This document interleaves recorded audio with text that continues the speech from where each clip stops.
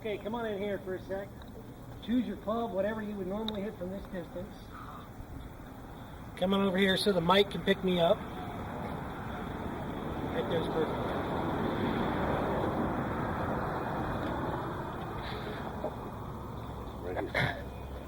Come on, Harry, you can join us.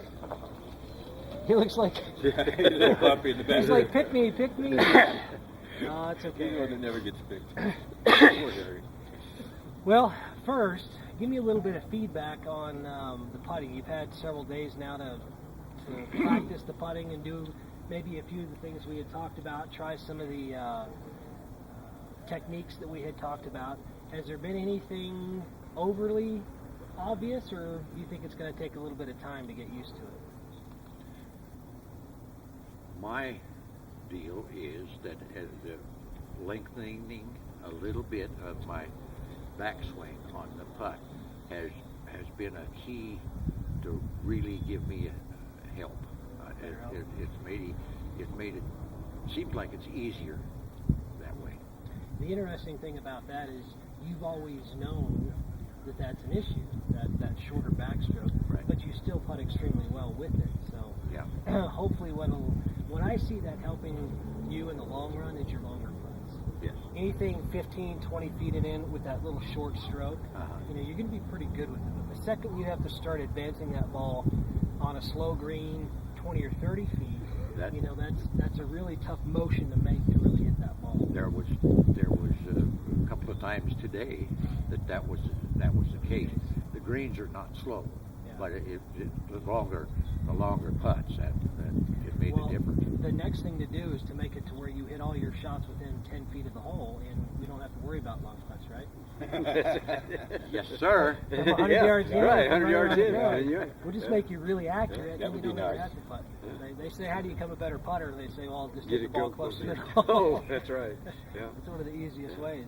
Yeah, and me closing that club face down, then I've noticed the ball rolls a lot better. Getting that hand in a slightly forward position. Yeah, it's shot forward. It makes that ball roll. It does. Yes. Yes. The longer the putt, Yes. the more you're going to want to try and help it too, and you have to really fight that. Okay. Keep those hands ahead of the ball. Okay. Yeah, but I'm pleased.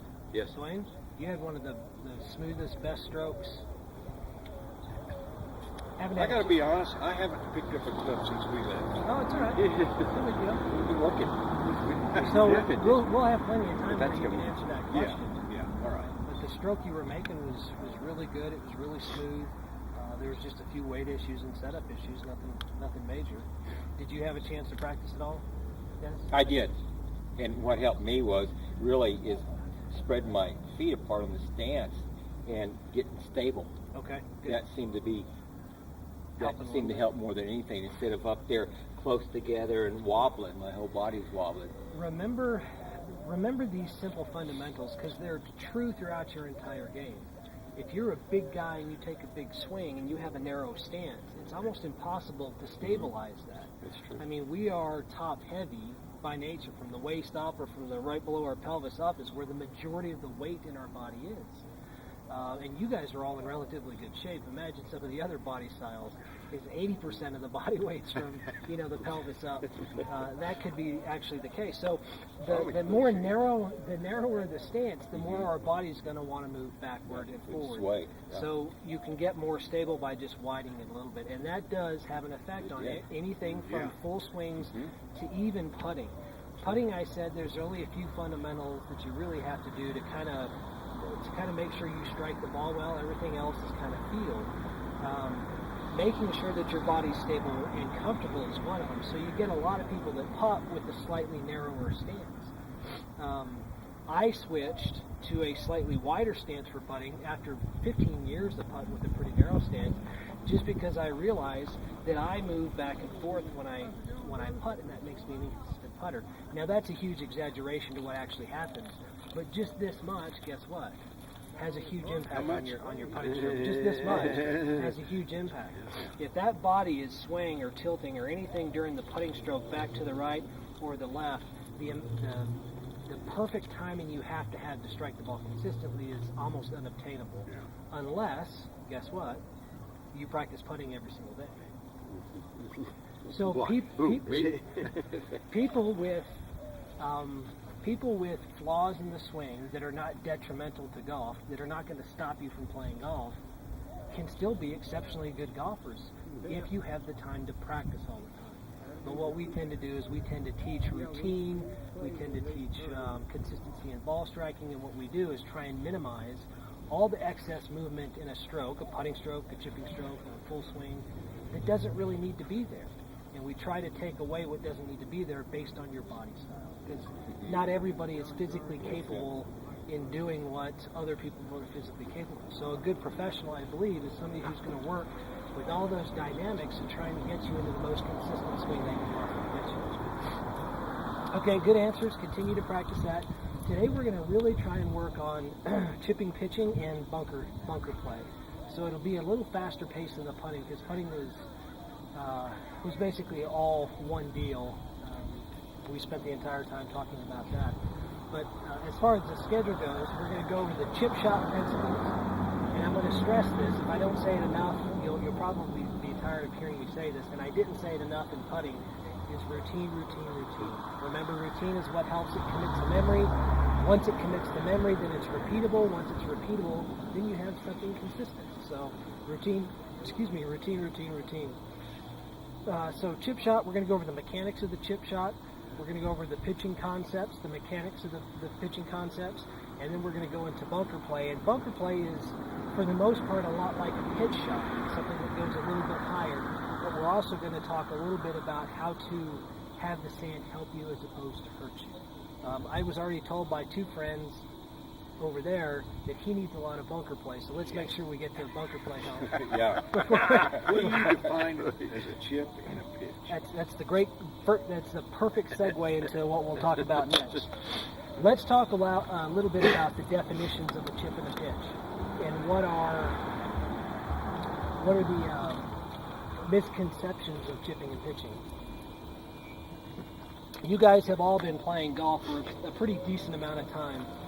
Reading over your bio sheets that you gave me, I mean, there's collectively 70, 80 years of golf between you guys.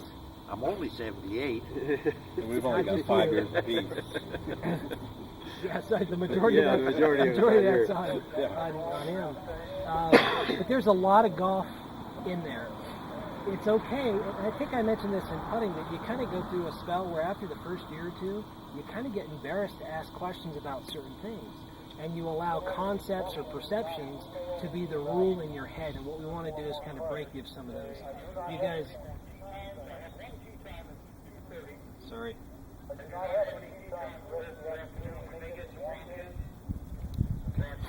Oh, we've just been so busy. I had to be radioed up in case anything happens. Where was I? So, concepts, chipping, pitching, being around the green. A pitch shot, by definition, is a shot that has a higher trajectory and it flies further than it rolls. And a chip shot would be the opposite. It has a lower trajectory and it doesn't fly very far, but it rolls along. Oh. Yeah. And then the flop comes in above. The flop should never come in. Erase flop shot from your mind. No, I like flops. So flop shot would go after a pitch shot. Yeah. So a flop shot would have almost no roll, almost a vertical or as close to vertical as you can get trajectory with a lot of flight. So yes, chip shot is low and rolls a long way. Pitch shot is high and doesn't roll a long way. And a lob shot would go really high and almost doesn't roll at all. It's kind Totally of opposite of putting. Yeah. Yeah. I always, for some reason in my mind, I always envision chip like chipping at a little piece of wood. It's a little chip shot. It's just kind of going low. Pitch shot was like pitching it high in the air, like a softball pitch, pitching it high, letting it fall. And then a lob shot, like I said, I didn't worry about a lob shot until I got to the point that I could hit it. But Dwayne said something interesting to me about the concept of chipping and pitching. He said, so the lob shot's the opposite of putting. Is there something wrong with putting from off the green? No. Exactly right. I will tell you this, that when I'm teaching my classes, clinics, and people who are new to the game, we kind of have a rule, and Grant and I started it. We teach you putt until you can't putt anymore, and then you chip till you can't chip anymore, and you only pitch when you need to, and you only lob when it's the only option you the only option you have. In fact, consider hitting it the opposite direction and going around whatever before you get to the lob shot. But putting is a viable option from a certain distance from the green. This time of year when it's the grass is thin around the green, as long as you don't have any major holes or obstacles, putting is an option. And I'm going to back up one sec, and I want you guys, other than routine, I told you I want you to really think about routine today. I want you to think of your goal when you get around the green. So from 30 or 40 yards in, your goal should be to get it as close to the hole as you can, but that's only if you're at a certain level. Your goal should really be to get it on the green. Get the club or iron out of your hand and get a putter in your hand as quick as you possibly can. Because you are all better putters than you are chippers, pitchers, and lobbers. I'm going to keep saying lob the whole time. But you are all better. I guarantee you, a beginner is a much better putter than they are a chipper, pitcher, or lobber of the ball. So even if you're 30 or 40 yards from the green and you pitch it within 15 feet and it's a nice apron in front of you, don't worry about getting that, with that putter in your hand, knock it up there. You will see, because of the conditions of the course, again, professional golfers who putt from off the green, because of the severity of the course. The greens are so firm, their ball will never stop, so they putt it up off the fringe. They play off of pretty good conditions. Overseas in the Open Championship, the Scottish Open, the British Open, anything overseas on those real hard golf courses, they putt from 15, 20 feet off all the time. Because those are condition-driven choices. They can't stop the ball on the green. Experience and or goal-oriented should be the reason why you're thinking of it. I want the ball on the green as quick as I possibly can, and if a putter gives me that option, I'm going to do it. I have a setup here where we're only 10 feet from the hole, so hopefully, not hopefully, we don't have to putt this, although you all know it's an option. You can always putt if you want to get it close. If I told you from right here, John, I wanted you to get it in that circle, that yellow circle right there, and I handed you a sand wedge or a putter, and I said, I'll give you $1,000 if you did it. You're gonna probably err on the side of the putter to try and get it in there. So again, that putter is always a viable option. Just don't forget that. From right here, you bet. Right. Now, from back there, no. You have to go over the green stuff. Yeah. I might even, for $1,000, I might even consider from because you're gonna be like, in my case, I'd still do the putter from that sidewalk out there. That's how good of a chipper. There you go. See, it's always a viable option. So, goal number one is to get it on the green. And then think to yourself, putt till I can't putt anymore, chip till I can't chip anymore, and pitch only when I need to. That's kind of the thought process you need to have. You all play in some kind of competition every once in a while. A simple fun competition, for money competition, quarters. So you're always playing for a little bit of pressure. And if you adopt that kind of mantra while you're out, exercising and practicing your short game, it's enough to take a half to, a full stroke off a round, maybe even a 9 holes. And over a long enough timeline, that's 2 strokes better every single time you play golf, just by making better decisions when you're around the putting green. So just always think. Let me expand real quick on the getting it close to the hole, and the object is to get it on the green. Of course, from right here, we're 10 feet from the hole. We're going to aim at our target, right?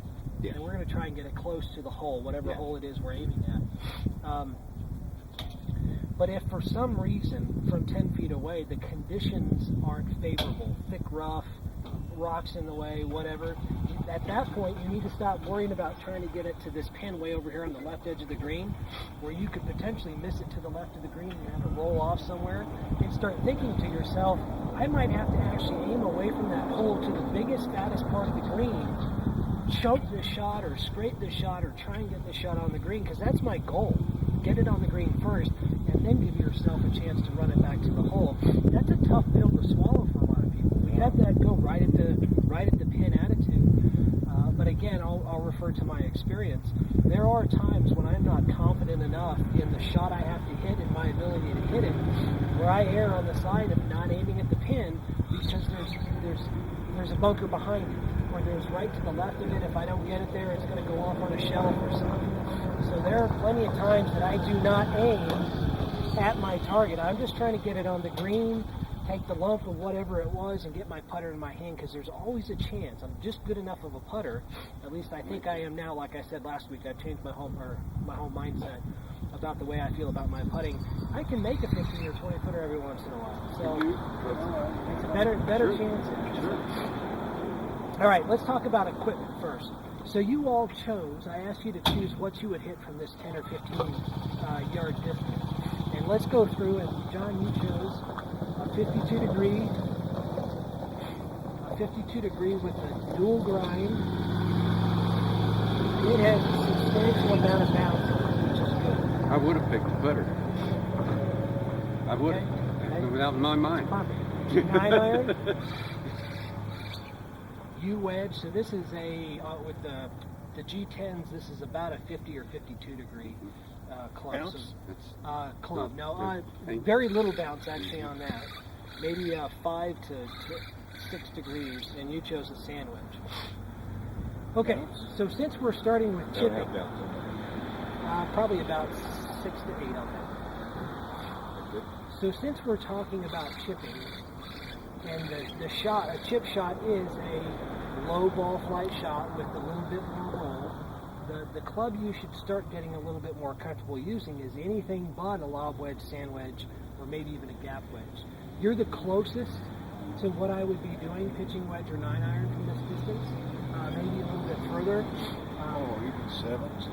7s and Yeah. 8s, and you guys all know that, Yeah, but you yeah. can go back to those other clubs because they're less lofted. But the idea of a good chip shot, by definition, low arc, and we want to let the ball roll. So we want to execute a shot where we hit it with just enough energy to get it on the green, and then we want it to roll to our target, depending on what target we choose on the green. So the club you choose is really important to that. And the reason why chipping is so effective and so much easier than pitching is because when you make a mistake with a less lofted club, there's more energy spent hitting that ball forward and toward the green than hitting it high and short of the green. That makes sense. So you can miss-hit a 7 iron and a 6 iron and an 8 iron all day long, and it'll still chunk its way onto the green, which is our number one goal: get it on the green and then attack from there. It's more fun to hit the sand wedge and the lob wedge and hit that high shot that goes in there and checks up right next to the pin. It makes it look like you know what you're doing. But the miss hit with those shots tends to be chunks or blades. Which gets you off the green. So that's why chipping is such an effective tool when you get around the green, and something you want to be using when you can't putt anymore. That you chip up until the last minute. Excuse me. And then you only pitch when you have to. So that being said, we're going to switch.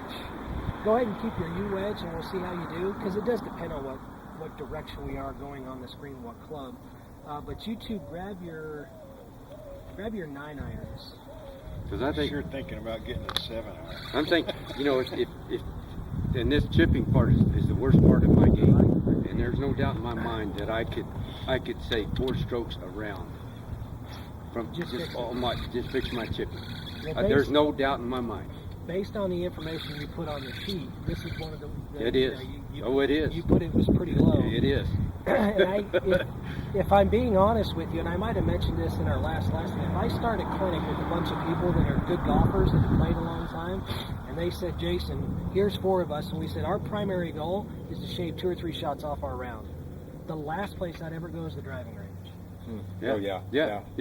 I'd spend all my time right here. I say, you know what? There's no Let's doubt. change the way you think about the process here on the chipping and putting green. Let's change the way you think about your equipment that you use around here. And I guarantee you, after, I guess I'm a politician, so I shouldn't be saying guarantee. There's no guarantee. But I guarantee after, a couple of weeks of practice, based on whatever they put into it, it's a stroke or 2 just from getting a little professional help about how to think around here. If you'll notice, well, you won't notice it yet, but when we get to it, just like putting, I'm not going to change your technique a whole lot. I'm going to change the way you think about chipping and pitching and let your technique kind of thrive from there. I will tell you there are a few fundamental things that you have to do in order to hit the ball well, but I'm not going to change a whole lot. That being said, routine. We're thinking about routine. Putt until you can't putt, chip until you can't chip, and only pitch when you need to. And your number one goal should be get the ball on the green. That should be your focus. And I also want you to start thinking about one other thing. And I don't mean to put so much in your mind before we even start talking about other things. But in order for you to be good at chipping and pitching, you have to buy into a concept. One of those concepts is a chip shot is a low energy shot. A pitch shot is a high energy shot. What I mean by that is the motion you make is pretty smooth. If you're using a less lofted club, you don't need a whole lot of energy because the loft gets the ball to go where you want it to go. So that, the jerk at the chip shot or the tension you feel, I want you to kind of let that go and think low energy. It's just a nice back and forth motion. There's not a lot of risks involved in this motion, and I'll get more into that when we get to moving around. But the opposite of that is a pitch shot. We need that ball to elevate itself up in the air, so what do? We take a much bigger swing. We use much more risks. There's more acceleration down at the bottom. Well, all that energy is transferred again into the loft of the club, and the ball comes up if it's hit properly. So chip shot, putting, that's low energy. Pitch shots, lob shots, full swing, high energy. Those are if you can separate the difference between high energy and low energy and the shots that you need to hit to accomplish those, or use those to accomplish the shots you need to use or hit, it kind of changes the way your body sets up. Less tension, less worry about things like that. Especially in putting and chipping, because again, it's a lower energy shot. So, all that being said, I'd like you guys to warm up a little bit. I'm going to try and position the camera a little closer if I can. Pick your target. I've got a couple of rings. I've got a couple of red things out there. There's the pins, the holes. Choose whichever one you want, except number 11. We'll switch to number 11 when we go to pitching. Trying to hit it a little closer. But let's get warmed up. We'll hit some shots, kind of get loosened up, thinking about just those things, just those simple concepts right there. I'm so far down, I don't want to do anything until I'm told what I do. Okay. That's how serious I am about this chip. I don't even know where to start. Well, hop in your booth. I'll bring the camera over. Get all warmed up, get stretched out.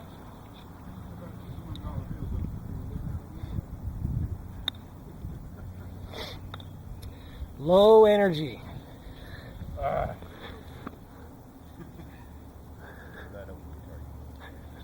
Are you already upset at something?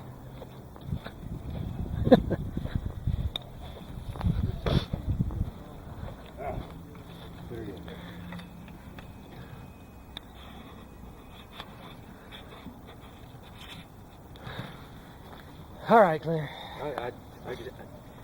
I don't even know where to start.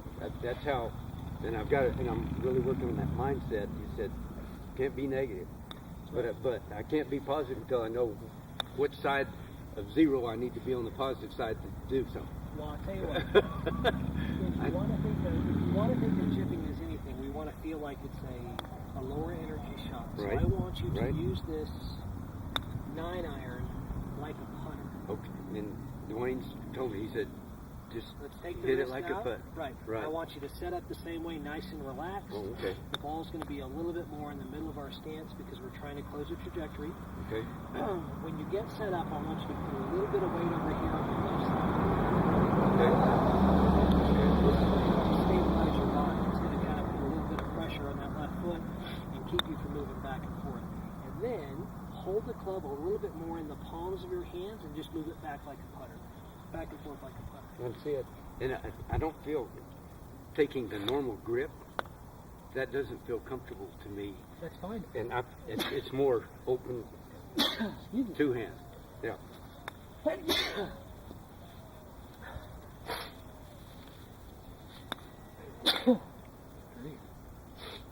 then I want to grip down too. That's perfect. Okay. It's all Thank you. about, at this point, it's all about control. Okay. That's just So choking up on the club. Okay, now think low energy. Look at your target and give me a good putting stroke.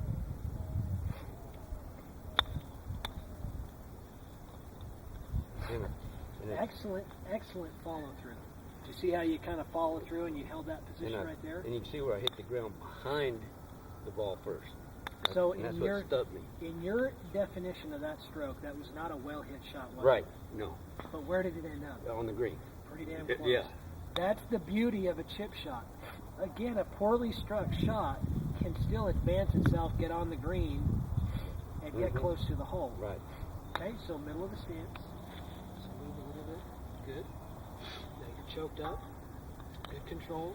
Put a little bit of pressure on that left side. Look at your target. And give me a putting stroke. Follow through.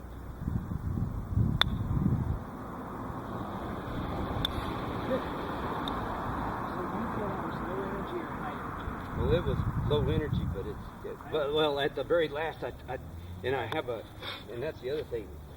There's a My little bit partner's- of there's a little bit too much acceleration right there at the bottom. Yes. Because you're trying to hit the ball as opposed to stroking the ball. Stroking it. That's a mindset that takes a little while to That's- break.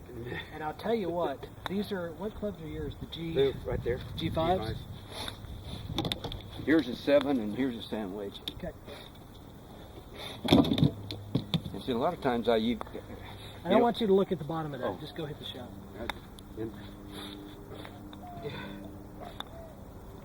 I can tell. Well, You can tell it's got a lot less loft. oh on it. yeah. So all I did was choose a That's less the loft glove. club. So it's not going to take near as much acceleration to impact someone. Okay? I feel really smoother. Not Oh, yeah. Not so bumpy. Yeah. Okay. And I still jumped at it, but Okay. that's what I was telling the guys. It got to the point where I said, "From these shots out here, give me a 5-wood. That way I don't stub the ground, and it still gets there." The more loft you have in hand, the easier it is to really chunk the shot. You've got excellent clubs. They have a big bounce, big wide sole.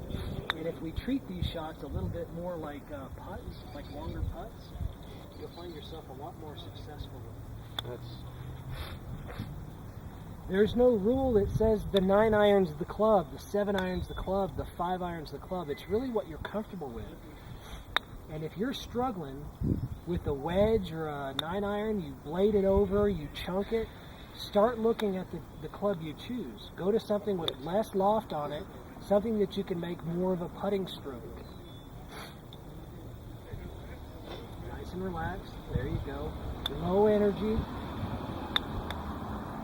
Good. So what I did basically is I took the speed in which you thought you had to hit that 9 iron out of it, gave you a less lofted club, and basically you were able to kind of take a smoother stroke. That's smooth stroke, yeah. I'm still getting it there. The rolling. Yeah. So go to club.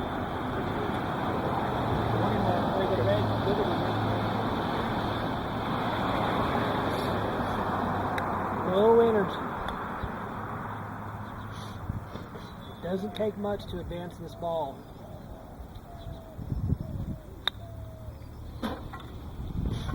Hey, that was a little quicker, wasn't it? Yeah. A little jabby. Just relax. That was a jab. Yeah! I think.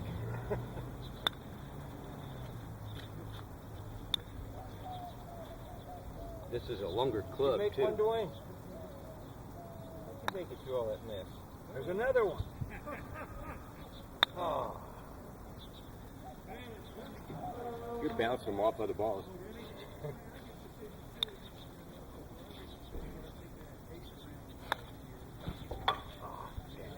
Get out of the way.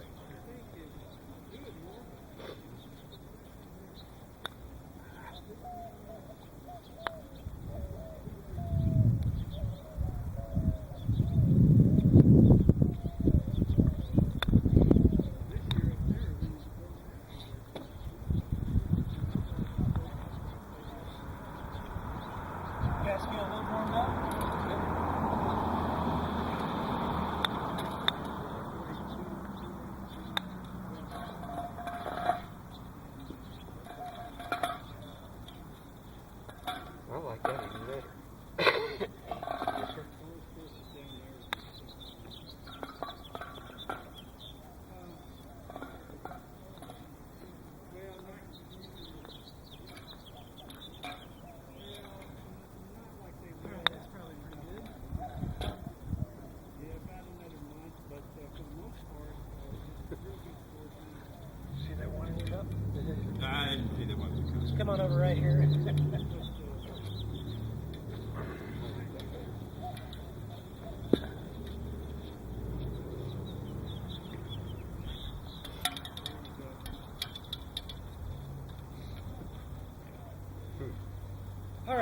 So let's talk. Oh, yeah. Yeah. Especially if you're like, I put off the green. Come on over here, yeah. John. That works. Yeah. I mean, We're just going to talk a little bit of mechanics. Some of the things that you still have to do to be an effective chipper pitcher, there are still some mechanics that we have to get down pat. When we set up for a chip shot, we're choosing a less lofted club normally, and we're taking low energy. But once we get set up, we're going to take a narrower stance. The ball is still going to be in the middle of our stance somewhere. And remember, ball location has an effect on loft. The further forward we put the ball, the more we're going to hit up on it. The further back we put it, the more we're going to de-loft our club and kind of hit down on it. Hitting down can pop the ball up, but not with these low energy shots. So if you put it back in your stance, you're de-lofting the club. Forward of your stance, you're putting loft on the club. So that can have an effect on how the ball goes high or low. So nice, comfortable stance. Stand right here. So nice, comfortable stance. We're going to try and shift a little bit of weight to our left foot. Try and get 60-40 or 55-45. But what that does is that stabilizes our body and helps us not sway back and forth through the shots. That little bit of weight to the left side kind of anchors our body in position. Once we get set up, choking up on the club is always good for control, especially if it's a longer club that we're hitting. So a little bit of choking up for control. And here's one of the more important things for the chip shot. We always want to feel like the butt of the club is pointed at our left hip. Okay? So our hands are going to move a little bit more forward, like a forward press, if you will.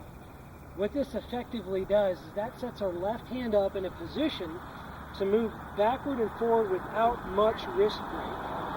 And it de-lofts the club in our hands, which allows us to hit the ball a little bit lower. Okay? Yeah. Now, how much you push it forward and how much you leave it in a neutral position, again, will have an effect on loft. So keep that in mind.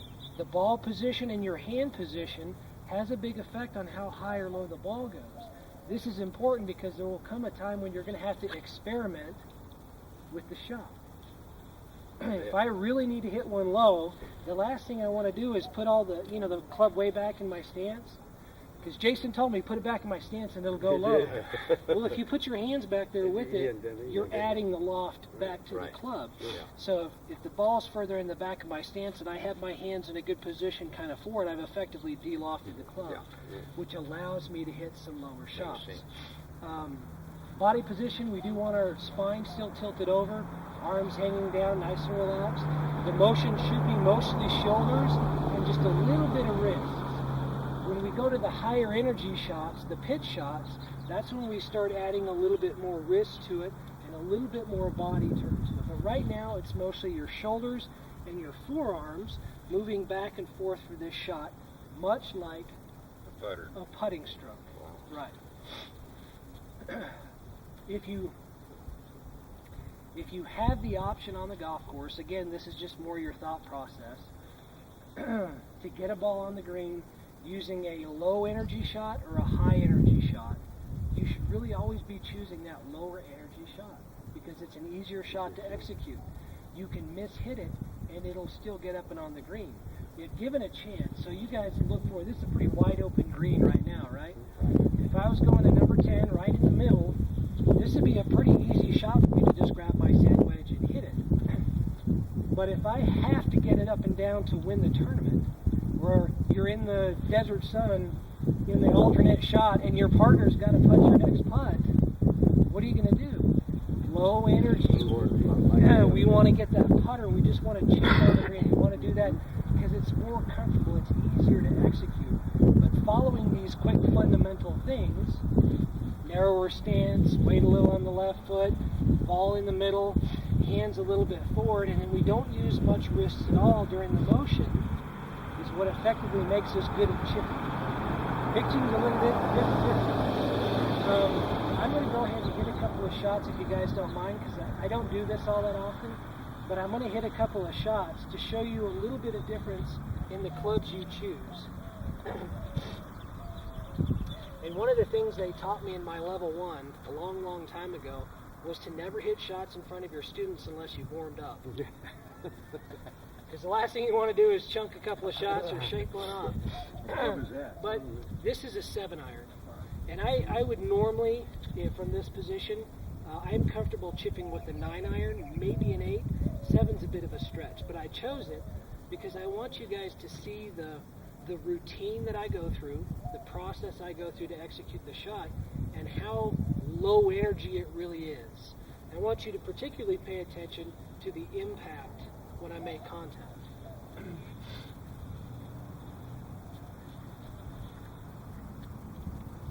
So if I'm, let's say I'll just go to 10.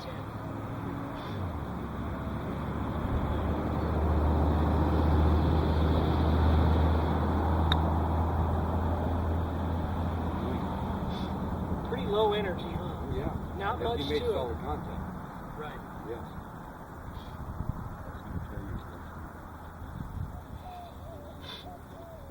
I should tell you I pushed it. I meant to get it further left.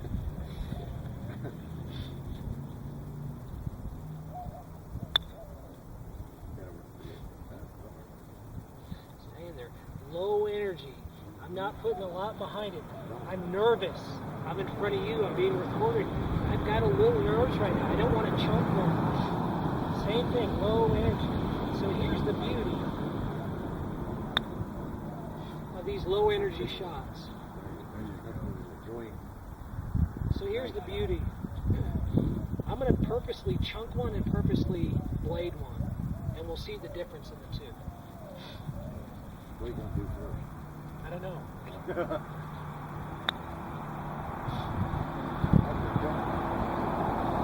See how much ground I hit?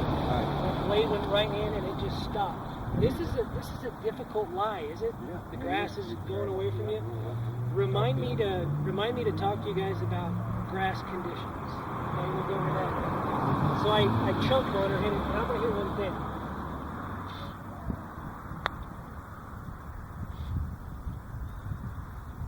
Which one can I putt? Either one. Both of them. Both of them, they're on their green. I could putt both of them. But you give me a sand wedge, and I hit that chunk, the ball goes right here, right? Yeah. Give me that sand wedge, and I hit that blade, chances are it goes a little bit further than that. Oh, yeah. I mean, it would have taken more energy on my part to get it to go there. But you see there's not a whole lot to the motion. The chip shot is a go-to shot. Nice and relaxed. If I'm going to 12, low energy. I'm just trying to get that ball on the green, let it roll, take the contour. It's an easy shot to hit. Holding my finish. Once I get to pitching, which one is this? That's a pitching wedge. Pitching wedge. Which one's this? That's yours, isn't it? Oh yeah. So there's my 60. Okay, so now all those shots I hit had a chance to be within 10 or 15 feet of the hole. They sound pretty close. So now if I'm going to tell myself I want to pitch all those shots, watch the difference in the energy that it takes to execute these.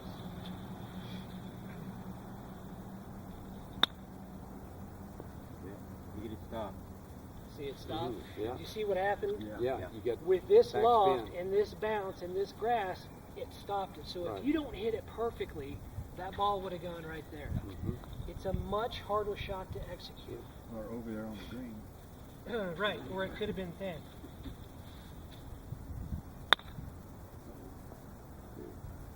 So that was hit probably that much incorrect. Yeah. That's it. Yeah. It was just that much. It's not forgiving at all. So you always feel like if you're the mindset of putting a more lofted club in your hand, you have to use more energy to get it to go. So you get a little timid or scared. So you're like, don't chunk it, get it to go on the green. So you really go after it, and that's where that little yip comes from. That little excited move at the bottom. You get a little timid, and you're like, oh, go after it. Yep. Yeah, usually I hit it thin. I never Right. get to that side. Not an easy shot to hit off this thin line. But you can also see how much more energy it has. Much bigger stroke.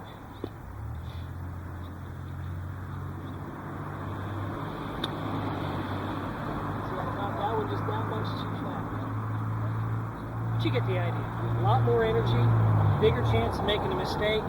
Not a lot of energy, your chances of making a mistake kind of go downhill. So let's practice those just real quick mechanical fundamentals, get in your little spots. Narrower stance, a little weight on the left side, make sure the ball's in the middle, hands forward, and think low energy shots. I would never pitch off anything like this. No, Yeah, you're right. no, I'd have my putter in my hand. I agree, but we're going to shift for the pitching, Wayne. We're going to shift about 10 feet further out and over there Oh, yeah, to hit these shots for pitching.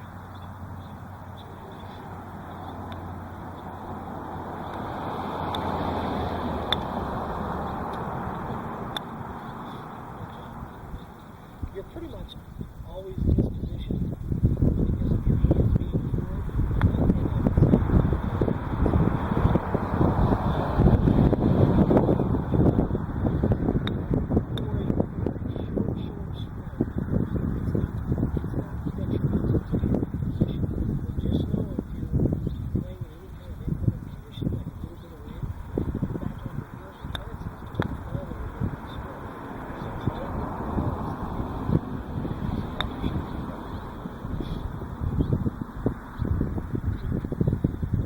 you guys know your chipping and pitching better than anybody, so watch your patterns.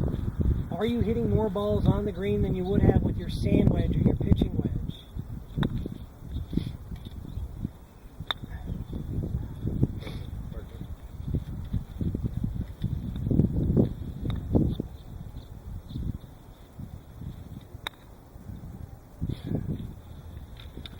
Nice and relaxed.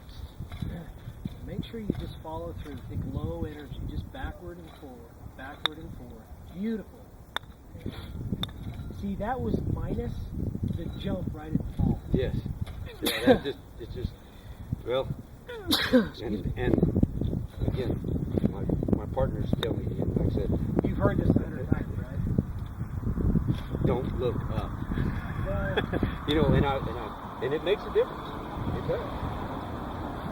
so let me tell you a little bit about the myth of looking up.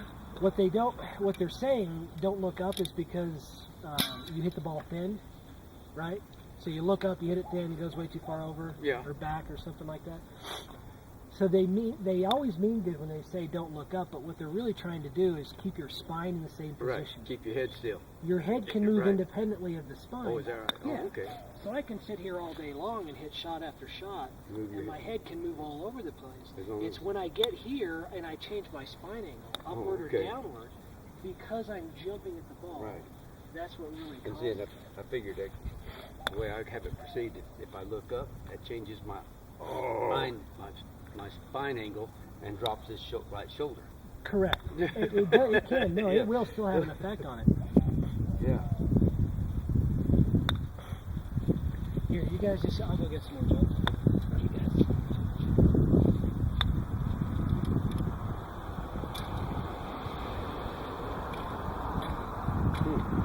If I could just do that in the golf course. I'm going to do that on the golf course. Oh, way there. I didn't even notice. I'm so concentrated on my left that here. Yes, sir. You bet. That's three. Yeah. So, I'm going to do that on the golf course. Get the hole. That's it. Flip out. On the green. That's all I wanted. There you go. It's right there.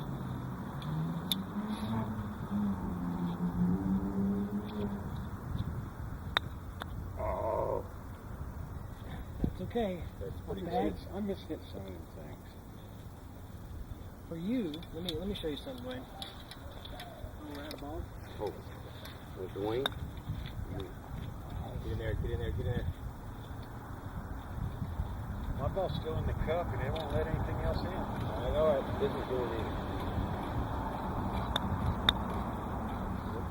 You're right. Okay, I think it's okay. That's Rollins.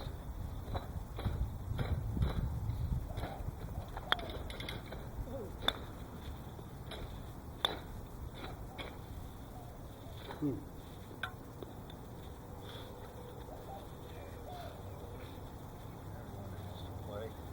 you kept your U wedge, correct? Yeah. Okay. So from your angle,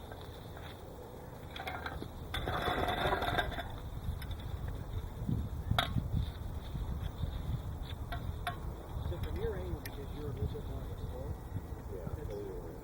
it's probably the U wedge the better one. That one or the pitching wedge. Look out, look out, look out. Yeah.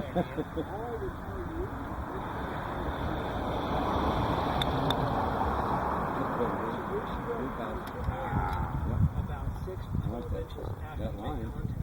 As long as you're making good contact, that's not a big deal. But you're technically decelerating. It's the same stroke, you feel like the motion carries a little bit further. Let me get some.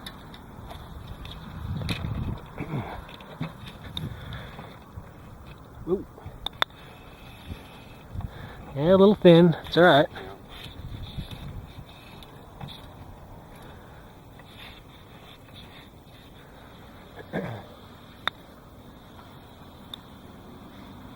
So again, good contact, good choice in clubs.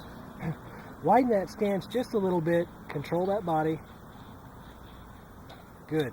And just follow through a little bit more.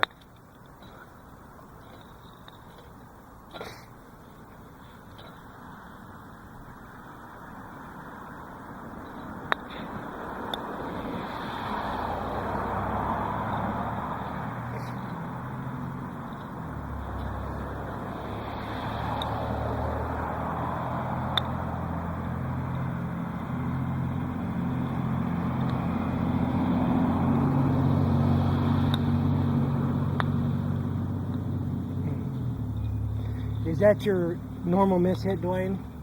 To kind of hit it thin like that? Yeah, or not hit it very far. Okay. Do me a favor. What's that? So you're doing such a good job setup-wise. Go ahead and set up. It's just a little extreme. Good setup, good stance, but you get those hands so far forward that this club. Let me see this for a second. And when you push it too far forward, this angle here is called the bounce. When you push it too far forward, now you have a negative degree bounce. The second that leading edge hits grass, it's just going to continue to go down into the Right. So if you can not lean it forward so much, now when it hits, it's going to want to deflect and get out. So just a little less press is going to help pump that ball out.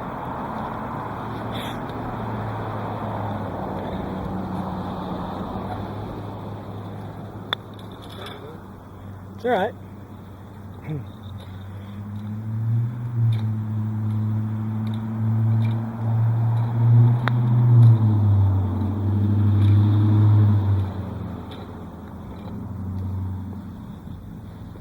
Get out, y'all.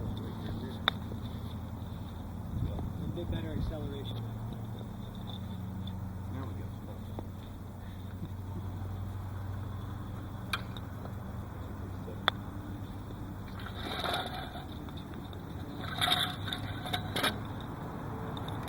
Hey, I tell you what, we only have about a half hour, maybe a little bit more. So let me give you guys the option. We can cover a little bit of pitching in conjunction with bunker play. Yeah. Or we can spend the rest of the time doing pitching. Would you prefer to do some bunker stuff? Yes. Please. Oh, yeah. I'm useless out of the sand. Okay.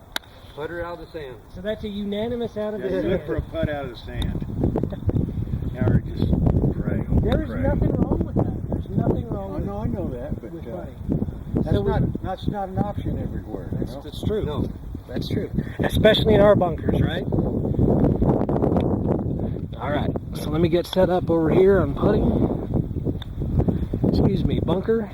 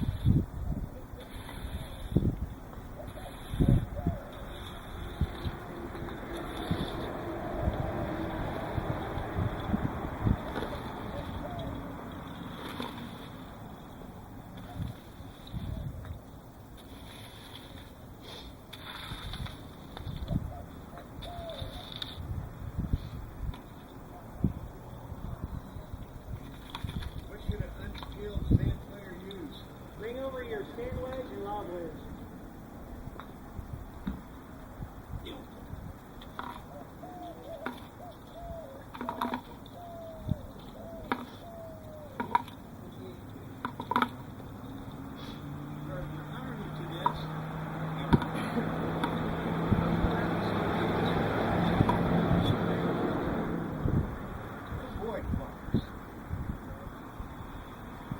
There is some ironing there, good enough, you shouldn't have to worry about that. But Sometimes you may want to hit it into a Not in it, huh?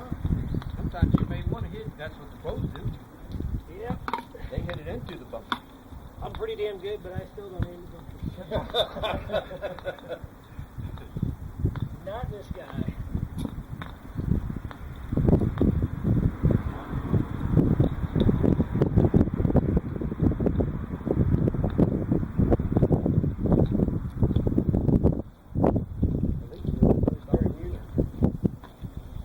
Pretty good this shit. Who? Very young. Very young. Pretty good bunker. Yeah, very good. Okay,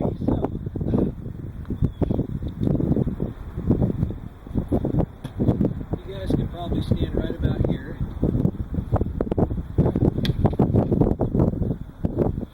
And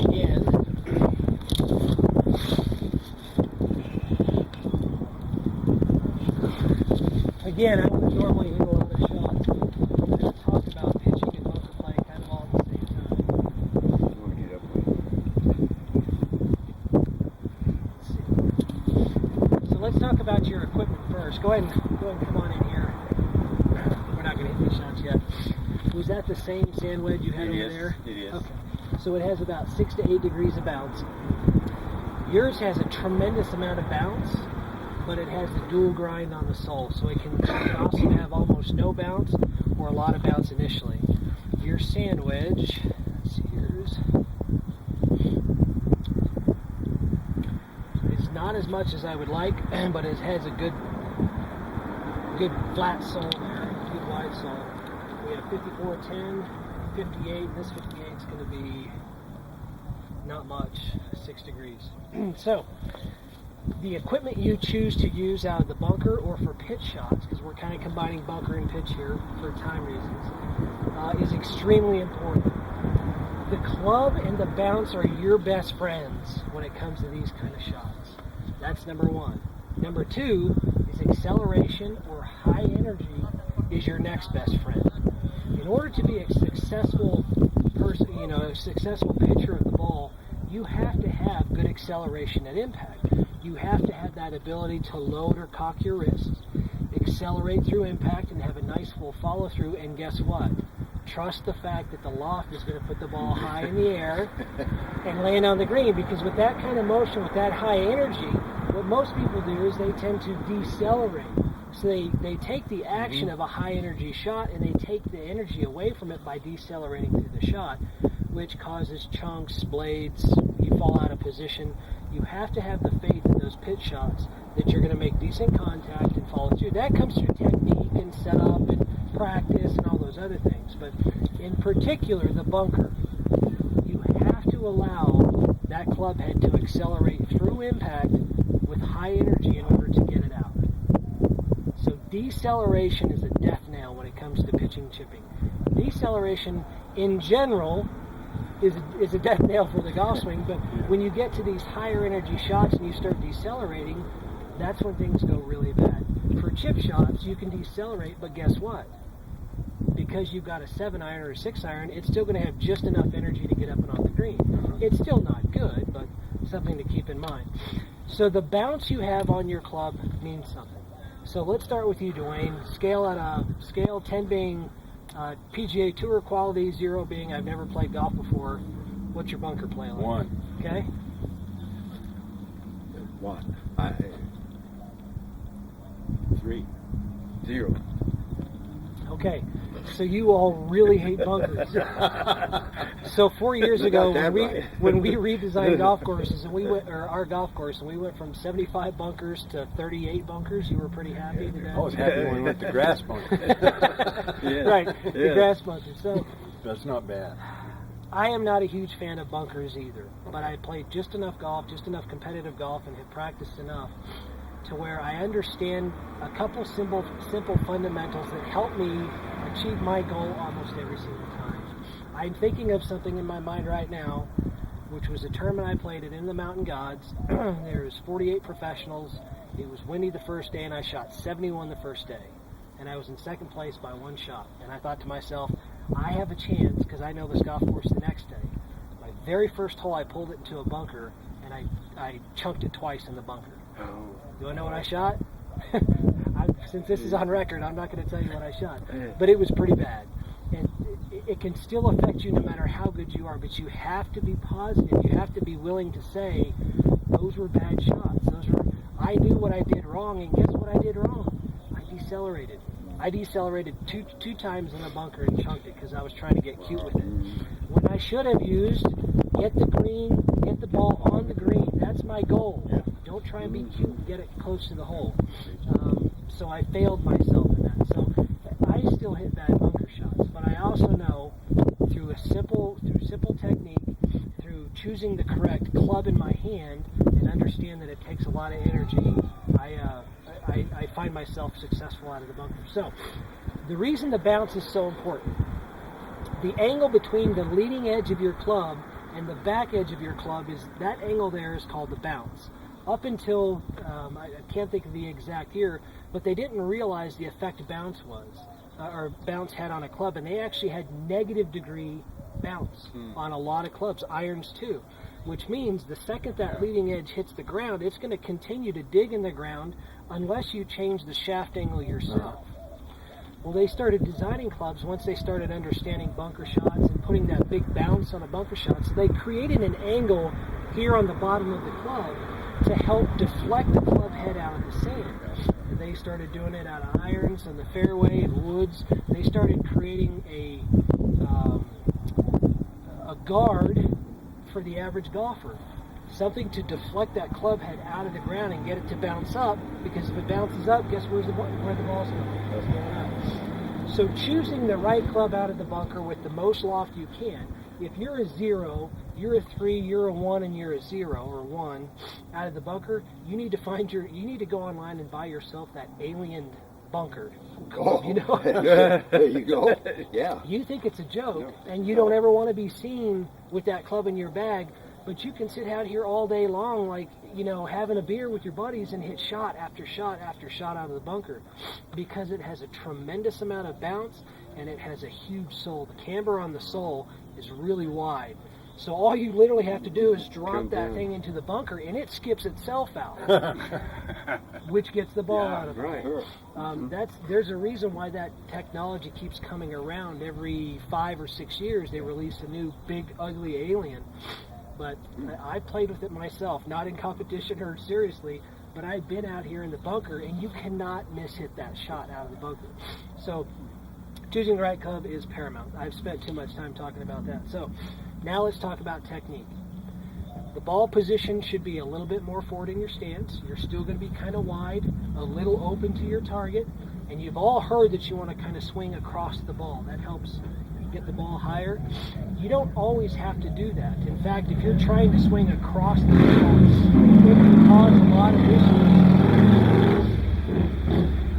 Generally, and what I've heard is aim a little bit to the left of where you want to go. Swing that club head to the left. Yeah. Effectively, what you're doing when you start moving that club head across the ball is you're adding loft and bounce to your club. Okay.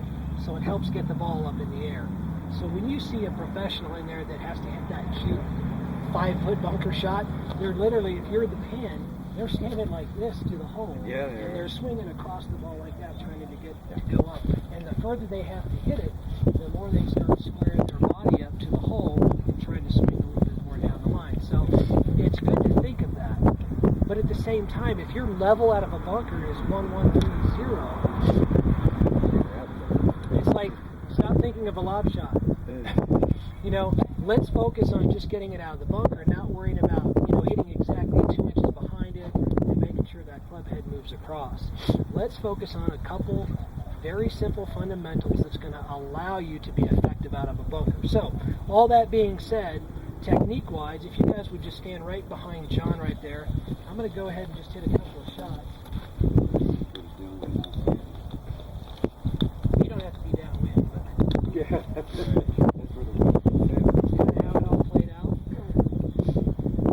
So, higher energy shot. I'm going to set up much like I did a chip shot. Excuse me. Except my ball position is going to be a little bit more forward. I'm going to make sure I use a lot of wrists, and I'm going to follow through a little bit bigger. Am I trying to hit the sand? Absolutely. But I'm not trying to dig into the sand, and I'm not trying to hit 2 inches and 3 inches and 1 inch. I'm just trying to hit a little bit behind the ball to make sure I'm hitting the sand. They're different. Let's say this is a fairly short one. Would you go back farther with it, the shorter, and then up closer with it with the longer? No. Now, I would change my swing. No, you wouldn't. The distance of So my where would you get, if you were setting up there, where would you get that? right here, I'm going to be aiming Right there. I'm going to try and hit every shot out of the bunker. So again, you guys have been playing golf for a long time.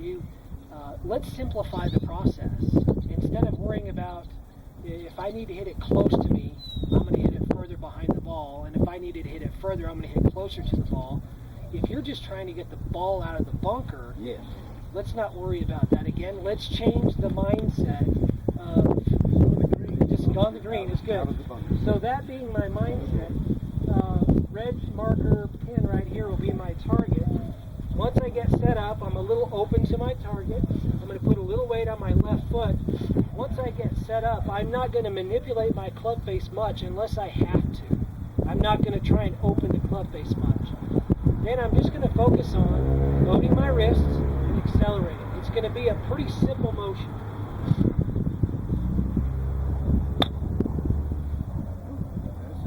So was that a little thin? Little thin. Okay. It's because you didn't anchor your feet and stand dig out like everybody. I don't want to show them this, but I think half an inch down is solid dirt. So, Otherwise, if it was real fluffy, would you try to dig in? yeah, Okay, good. to try and feel That myself. was my question. For balance. That's good. Again, Down, simple yeah. motion.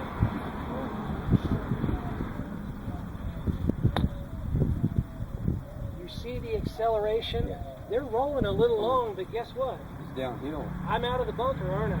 Yeah. Load the wrists, follow through. That's Well, let me get warmed up. Load the wrists,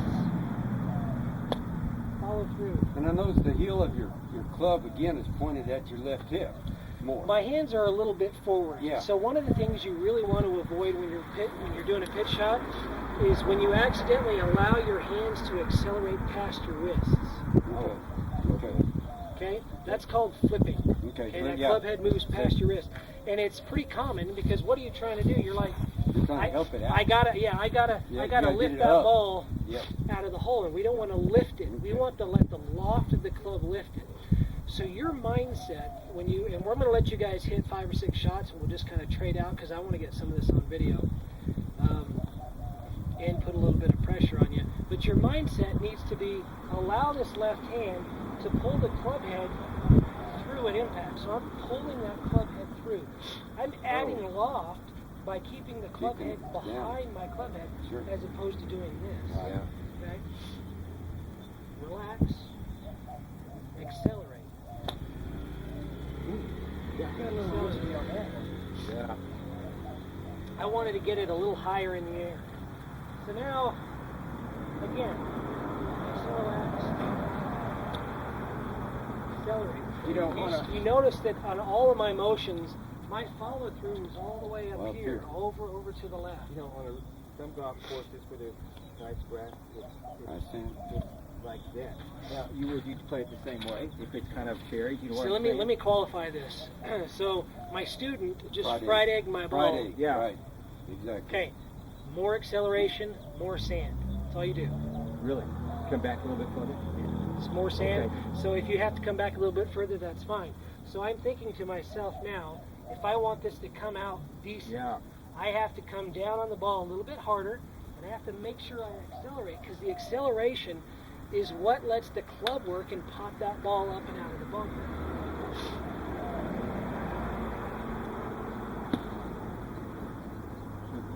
Not bad. Came out a little hot, Yeah. but All right.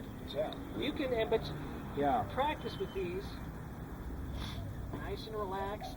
The mechanics is the same. Hands are a little bit forward. I'm going to break my wrists, so higher energy. When I come back down to make contact, I'm going to release. And the second I make contact, I turn and I follow through with the shot. I don't let that club head move past my hands. It's contact, and then I move and I turn with the shot. Bigger follow through. Okay? Nice and relaxed. And see, that was That's hard ground. stuff. that was You can hear hard it. pan right there. You could hear it. So yeah, let's bring a little bit of this back. Okay. So, John, Yes. we're gonna watch everybody hit a couple shots out of the bunker, and I want you to relax. Ah.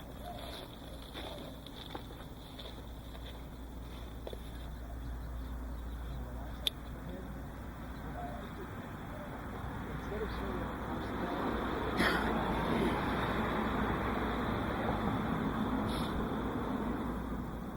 short to long, accelerate. It's okay. You out of the green? Okay. That's one of your minimums, huh? You out of the green? Yeah. You out of the green? Short to long, hit that ground. Okay.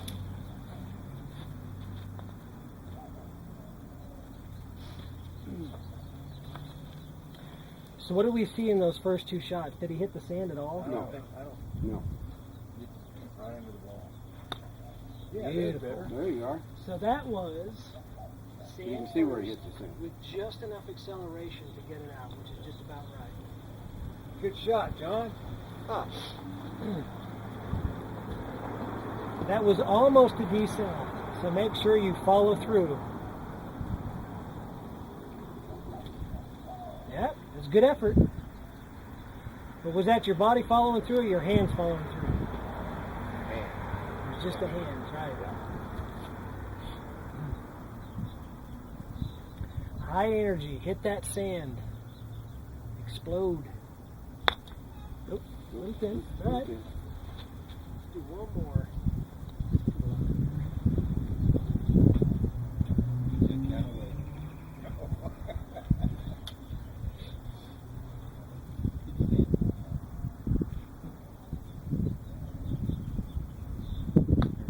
There you go. So, John, you're successful, and your club works when you make contact with the sand, when you hit down on it. But your tendency is to hit a little high, a little thin. Just focus on making sure that club makes contact with the sand and let the club work. It's just enough to do almost anything you need. All right, Dennis, you want to go? Lynn? Sure. Sure. That's what I'm here for today. If I was out on the course and I had this, I'd have my putter in my hand Okay, because there's no lip there. I can launch that ball over there and get on the green. that's perfect. Until you get better with this, that's what you need to be doing. Now see if I'm up something like this. Yeah. I'm back to me. that's right. He's like it over here. That's right. Okay, now we're just aiming at the middle of the green. Okay. Good. So the first thing I want you to do, see how it's in the middle of your stance? Your stance back. Good. That's right. Now relax. Now we're going to allow that club to sit. How much more bounce we have to it, Okay. okay? Which is Now, helpful. then I should open my stance just a little. Hello. Now hit behind that ball and accelerate through. Good shot. Okay? A little heavy on the sand. Little heavy, but It's there. it's there. It's out of the bunker. Yes. all day long, would you take that? Yes. Taking too much sand? Good. Higher energy, so make sure we accelerate through the ball. Oh, that was just a little too much. All right. Too much what? Too much sand. But that's okay. There you go. Remember, I moved the ball a little bit forward, Mm-hmm. so that's a little bit different timing-wise. Relax. You're accelerating exceptionally well. It's okay. Line yourself up another one. So if I were to ask you, in a bunker, do you hit it thin or fat more often? What do you do? What do you think? Well, because I don't hit it out of the bunker, Because I use you my putt? because I putt. Smart guy. Smart guy. Okay. Good. Relax. Accelerate. A little off the heel. It's all right. I got you got that one out there. What? You got her. Did good.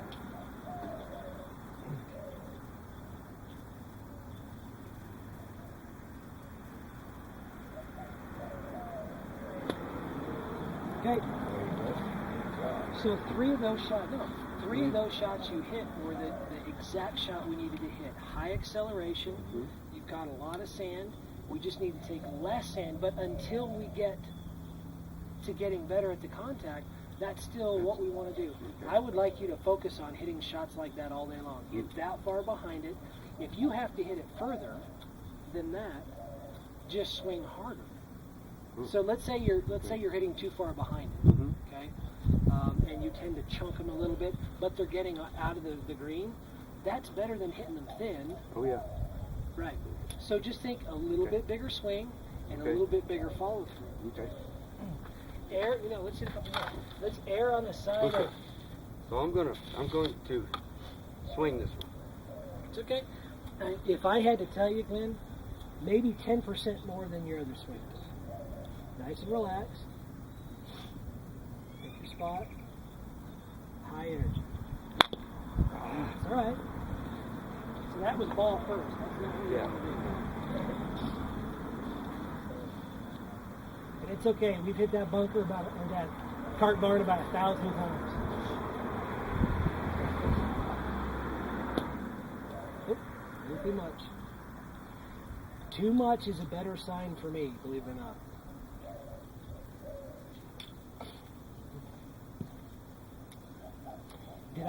Did I move that ball forward in your stance? Yes. I tell you what, move it back to where you were comfortable. Let's hit a couple of shots and see what happens.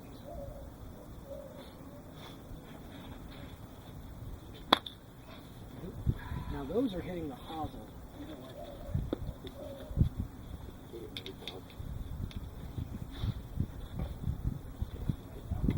You can hear it. No, yeah, you hear that. Nice and relaxed. There you go. Very good. It's all right. And some more. See, some of those are catching Right there. It's okay. We'll work on. I'm going to give you my lob wedge for the next couple of shots. And I've got a lob. Come on, Dwayne. Go ahead, you hit a couple of times. So this is a 54, 10 degrees, so that's about the right amount of bounce. Right. But I prefer to see like a 56 or a 58. Okay. And I have a 58. Do you? Yeah. Grab it. Let's see, because this is a little too little loft. Yeah. All right, well, we hit this one.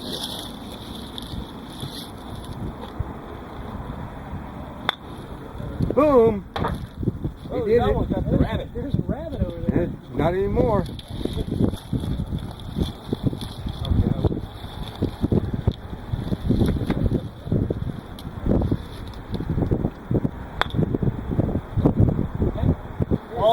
Ball first. John was ball first. I don't think I had it hooked up forward. Needs to be forward. Nice and relaxed. Okay. That was. Let me ask you a question about that shot. Did you feel the club almost skip out of your hand?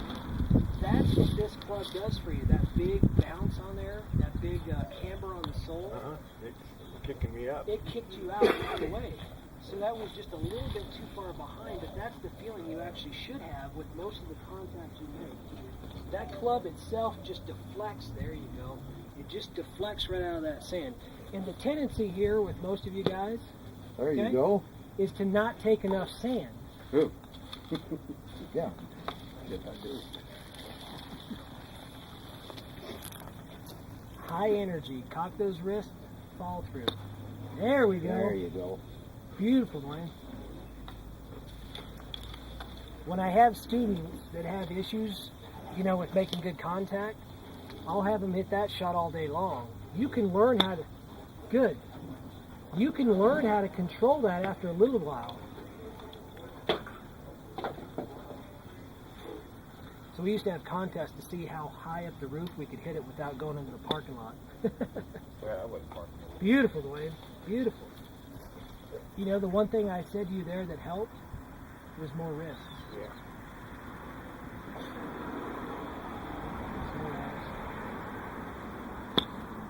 Good. It bounced. That's right. Good.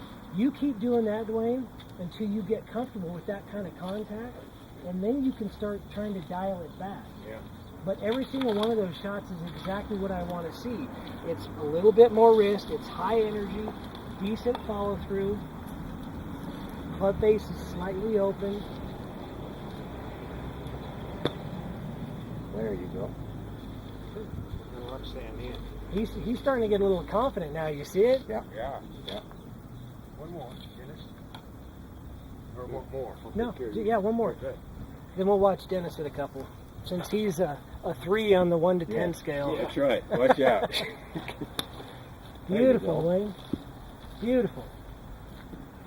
That's letting the club work for you every single time. You didn't force much. You kind of cocked your wrist. You hit the sand, and that ball just kind of pops up and out. With practice, you can learn to scale that back a little bit and control the distance.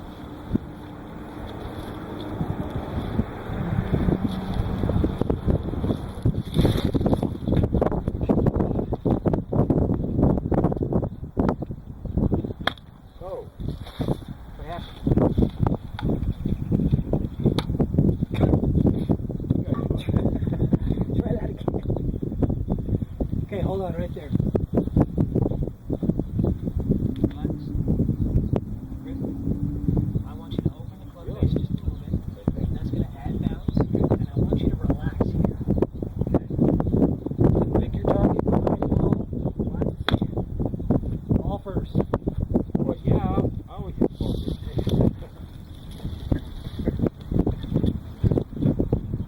like you said, hit behind the ball. Hit behind the ball. Hit the stand. Good Look at that. shot. There we go. All right, I got it. Got the feel. I got it. So what I really hope you all start to feel, relax, relax, relax those forearms. Oh, he decelerated. Yeah, he got it.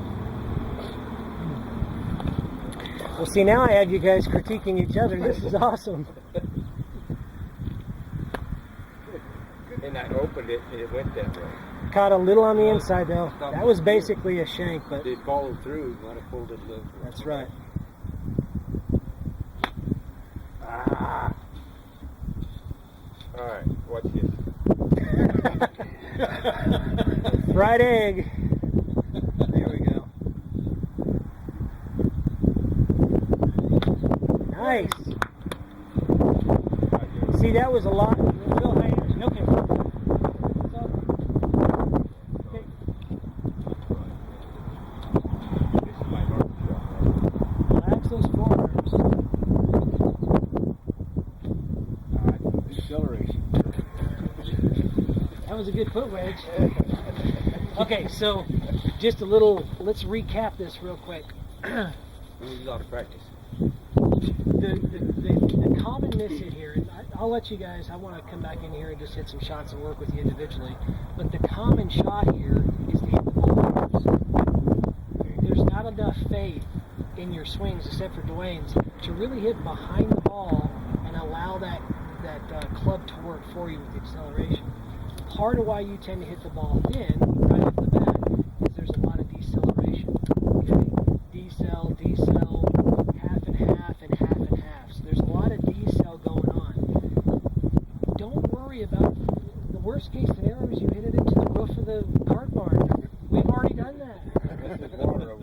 there's worst case. If you hit it over the Over the cart bar, barn, then we got- there's about you're on 50 your cars own. over there. But that's not going to happen. Worst case scenario is you accidentally get it too much out of the bunker. You got it out of the bunker. That's what Right? you're trying to do anyway. Yeah, worst Yeah. case scenario, the bigger swing, we kind of hit down on the ball, we blast it out of there, we make sure we accelerate. The worst case scenario is we get it out of the bunker too much. We get it out though, we make better contact. When your body is decelerating, it's starting to, it's attempting to stop the club head at a certain point, too early in the swing. Once you start tightening up and doing that, the club head moves out of position and it causes you to do things in the swing. It makes it erratic and ball striking. Can you effectively hit the ball good decelerating? Yes. But again, you have to hit 1,000 golf balls to be good at it. Which is why, so I grabbed my 52. This is a slightly different club. So I shouldn't really have to take that big of a stroke, that big of a motion. I'm going to aim a little bit further right. Again, look at the acceleration through the shot. Straight back, straight forward. Took a nice Nice little bit of sand. This is I'm a lob wedge guy. There wasn't much energy on that. Wrists, release. Wrists, release. I follow through every single time, and I'm more facing the target, where I would say 3 out of the 4 of you at impact were here. Even though you're trying to follow through, your chest is still aiming at the ball, as opposed to allowing yourself to rotate through with the shot.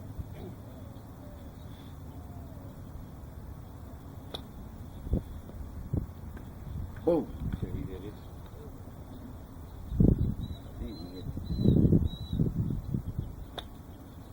Just as smooth as it can be. Acceleration.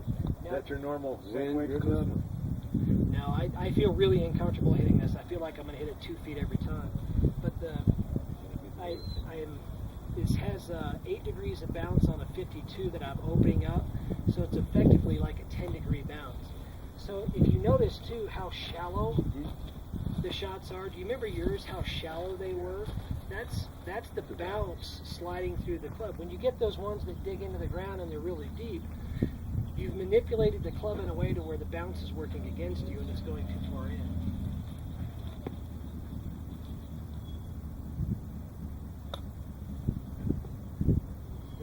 So let me see, you got your lob wedge right? Let me see you hit your lob wedge out of the bunker.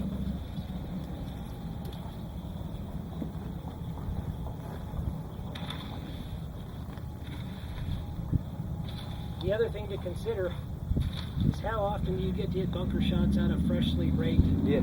Yeah. Not very often, No. do we? And it's too open. There you go, just a little bit. Good. Nice. Wow. Almost perfect. One more, just like that. You see the shallowness of his divot? That's deflection. That's that bounce working for you. Oh, so close.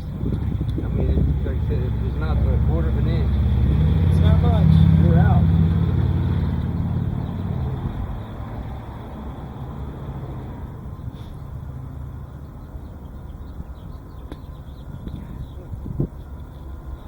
Inconsistent.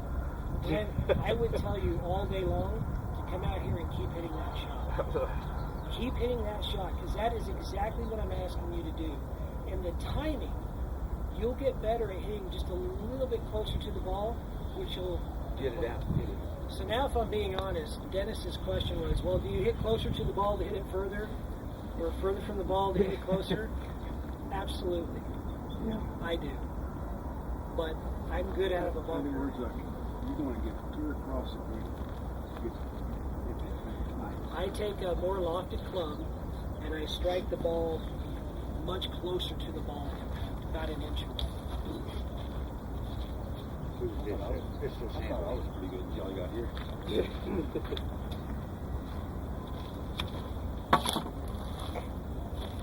Sand, John, hit the sand.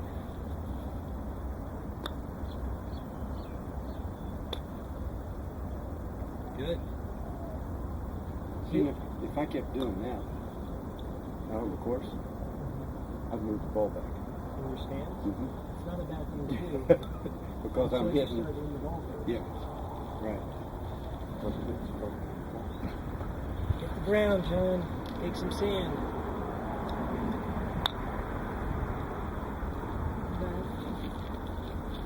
You guys go ahead, hop in there, hit some shots, practice, higher energy.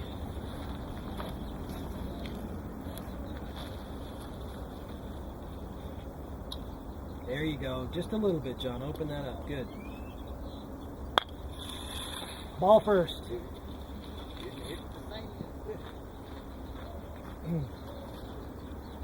Tell me. John, give me just a little bit more body turn. Okay? Think of yourself hitting, using your shoulders a little bit more than just your wrists. Ball first. Keep doing that. When you make contact with one, it'll feel a lot better.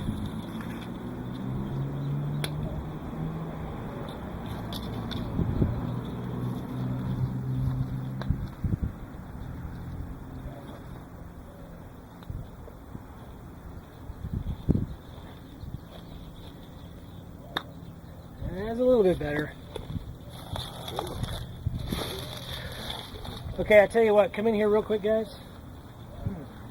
Let me sum up a few things, and then we'll go back to hitting some shots. Nice, Dennis. Good. Glenn. See, I moved it Sorry. back in my stance. Good. Yes. That was good follow-through, Yes. good acceleration. That's what we're looking for. Okay, we didn't get to work much on pitching, but like I said, bunker play is a little bit like that. You should not be pitching unless you absolutely have to, like if you're in a bunker or you've got a tree in front of you anyway.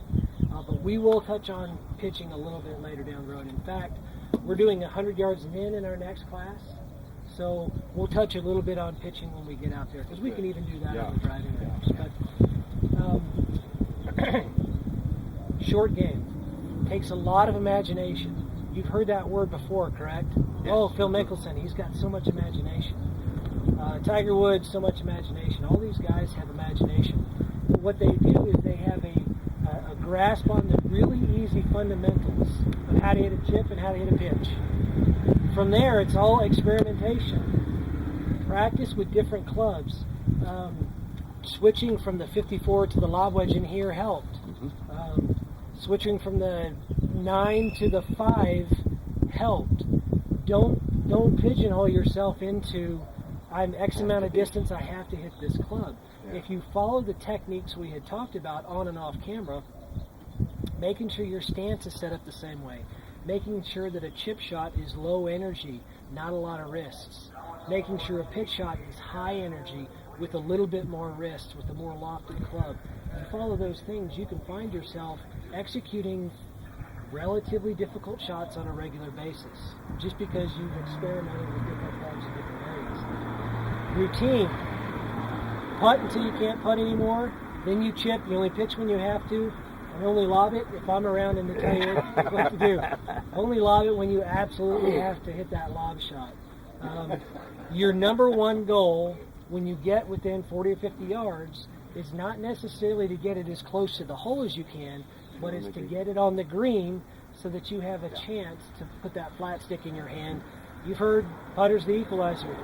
Everybody can accidentally make a couple putts around, but not everybody hits the perfect chip shot every single round on a regular basis. Makes it more difficult. Again, thank you. Good job today. Let's hit some more bunker shots, and I'll walk around and help you out a little bit, but as far as the clinic goes, we'll call it today. I bet you some of you are pretty worn out.